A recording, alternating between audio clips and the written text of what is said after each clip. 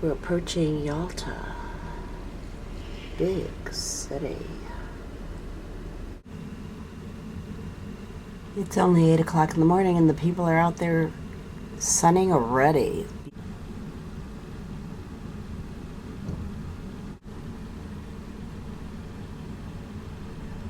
It's even a cable car that leads from the observation down to the sea. Tell me, is there anywhere in the world that there's no McDonald's? Now that's what I call a yacht. Dobro Utra, welcome to Yalta. Good morning, Доброе утро, Добрый ранок. We are departing for the half-day scenic tour around the southern coast of Crimea. First tour we will drive along the panoramic road to the Swallow's Nest, one of the landmarks, the symbols of Crimea. Then we will make a stop at the viewing platform with the view to the Swallow's Nest and with some souvenir stalls around.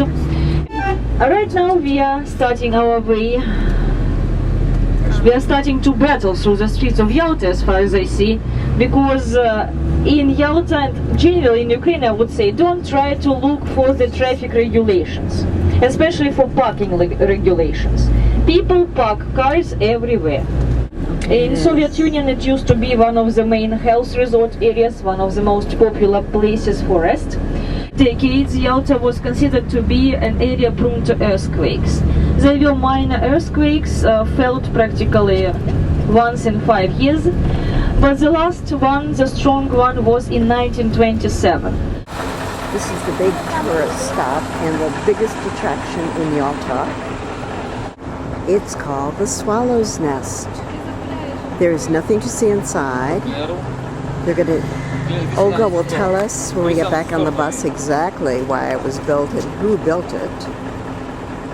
You can take a boat over here from the center of Yalta, but once again, there is nothing to see inside. It's just for the views. Soviet times, every citizen that worked for the government was given 2 weeks free here in the Crimean to sun and bake and relax. It cost them no money at all until, of course, the collapse of the Soviet Union. There was rampant building under the Soviets, and even though all the condos and hotels look very, very impressive, inside, according to our guide, they are minuscule and not in very good shape, and most of the service in them is non-existent. She said there are no 4 or 5-star hotels here. The 1 million tourists a year still pour into the whole southern coast of the Crimea to spend their vacations. And many of them will buy an apartment because it's cheaper to buy an apartment than to stay in one of the hotels if you're coming every single year.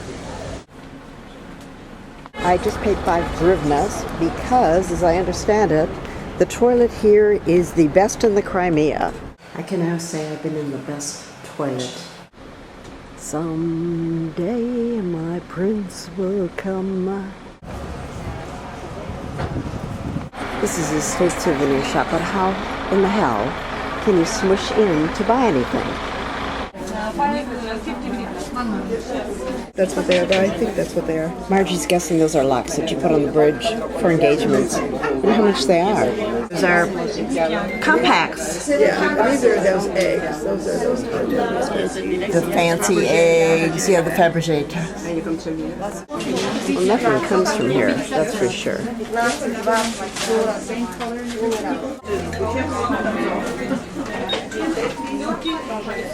Those are beautiful little dolls back there.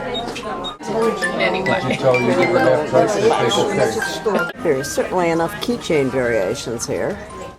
Only 80,000 people live in Yalta, so when you think of 1 million tourists pouring in during high season, that is a lot of people. German tycoon Baron von Steingl, who was here on his business. He lived away from his native Germany. He missed it so much. and he decided to have something constructed to remind about his native land.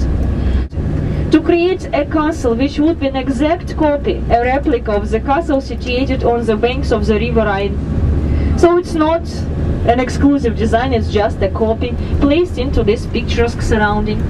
The castle was constructed in 1910, but nobody ever lived in this castle, because strong winds and the sounds of crashing waves make it not very pleasant.